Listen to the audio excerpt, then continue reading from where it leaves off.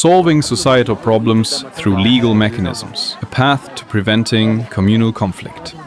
In a democratic and multi-ethnic country like India, solving societal problems demands wisdom, discipline, and adherence to the rule of law. Every citizen and community must understand that the law applies to individuals and not entire groups. Yet in many regions, like the Litan area and other parts of northeast India, isolated incidents have often triggered large-scale unrest, with entire communities being blamed or punished for the acts of a few. This is not only unjust, but dangerous to national harmony. To preserve peace, every crime or dispute must be treated lawfully and individually. It is neither wise nor constitutional to drag entire tribes, states, or ethnic groups into the conflict arising from one person's wrongdoing. Instead, we must follow a structured, democratic approach that includes the police, local village leadership, and civil society, without allowing any community to dominate or subjugate another through intimidation or unjust practices. The principle of individual responsibility. A functioning legal system rests on the foundation that each person is accountable for their own actions. If someone breaks the law, they must be punished based on evidence and due process, not on the identity or community they belong to. Collective punishment or group blame has no place in a modern democratic nation. It is particularly important that law enforcement agencies and government officials refrain from treating community-based identity as the basis for judgment. For example, if a criminal incident happens in the Litan region, the perpetrator should be prosecuted individually, not the community they belong to. 2. The role of law enforcement agencies. The police are the first line of defense in the preservation of law and order. Every democratic society relies on an impartial and professional police force to maintain peace. But this system breaks down when the police ignore complaints due to bias. They allow one group to intimidate others. They impose non-constitutional practices. They remain silent when inflammatory statements are made by one community against another. Law enforcement agencies must act strictly within the bounds of the Constitution of India and should never permit one community to dominate or impose social, cultural, or legal codes on another outside the legal framework of the Indian Union. No community or militant group must be allowed to enforce bans, dress codes, speech limitations, or territorial claims that are not legally recognized. Similarly, law enforcement must strictly monitor and act upon hate speech, incitement, and communal slurs regardless of who says them. One group must not be given unchecked freedom to blame, insult, or provoke another community in the name of emotion, history, or numbers. 3. Importance of the rule of law. When the rule of law is respected, conflicts become manageable. People have confidence that justice will be served. However, in the absence of timely and fair action by police and administrators, the public loses faith and may turn to mobs, vigilante justice, or political radicalization. The Constitution of India provides clear protection for all citizens. Any person, regardless of tribe, religion, caste, or region, is entitled to equal protection under the law. No community is above the Constitution. Police and civil authorities must act swiftly when this principle is violated. 4. Resolving issues at the village level. In many tribal and rural areas, local village councils or chiefs serve as respected intermediaries. When problems arise, especially between neighbors or in family disputes, village-level resolution can be helpful.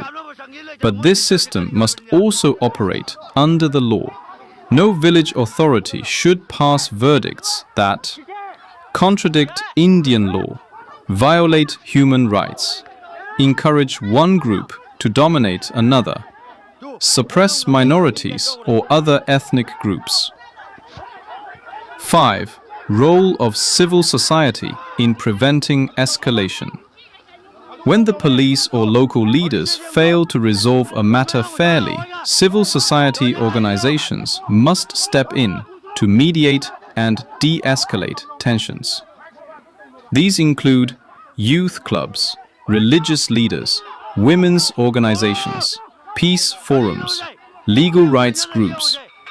Civil society must challenge hate speech, protest illegal domination, and demand fair police action, not promote tribal politics or silence dissenting voices.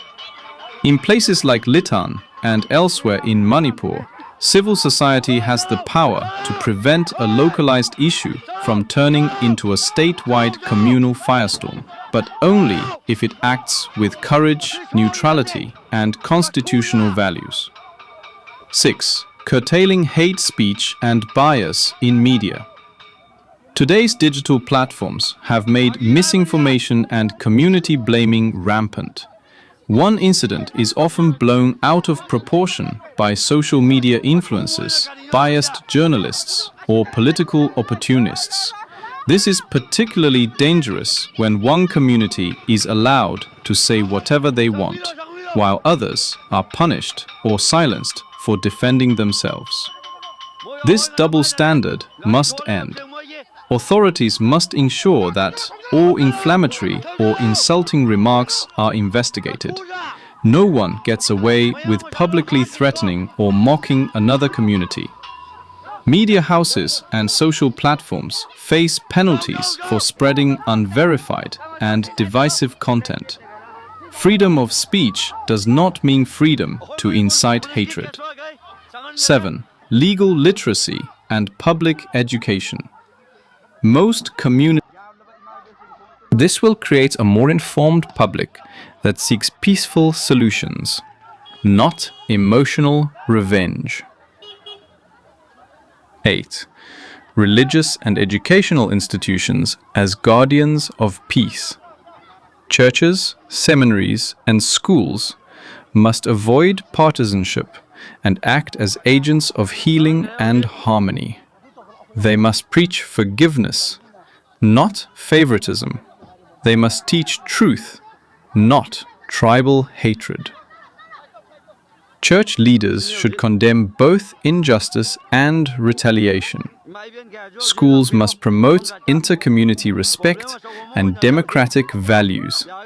Educational curricula should include lessons on the Constitution and conflict resolution.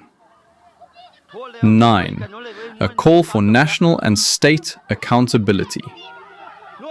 If local mechanisms fail repeatedly, the state government or central government must intervene.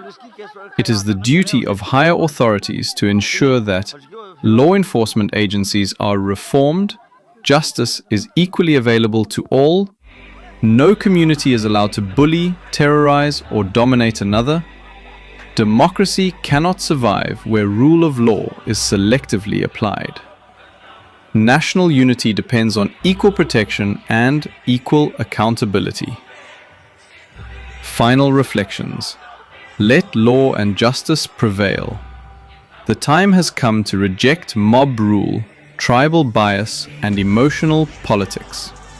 Every individual must rise above fear, favoritism, and false pride. We must demand that law enforcement protect the weak, not just the loud. That police act against both violence and verbal provocation. That no community be allowed to create parallel laws or impose territorial claims not sanctioned by the Constitution. India's unity lies in its diversity, but diversity must be governed by law, not by domination. Let us pledge to solve our problems not by collective punishment or blind hatred, but through constitutional mechanisms, lawful action, and respectful dialogue. Disclaimer. This article promotes peace, lawful behavior, and constitutional values. Examples such as the Litan region are used for illustration. No disrespect is intended toward any community, individual, or authority. Zelengam Media supports truth, non-violence, and lawful conflict resolution. Subscribe to Salenga Media for more content on justice and community harmony. Sources: The Constitution of India, Local Administrative Guidelines, Civil Society Reports from Northeast India, National Legal Literacy Mission, Eyewitness Accounts and Peace Forums.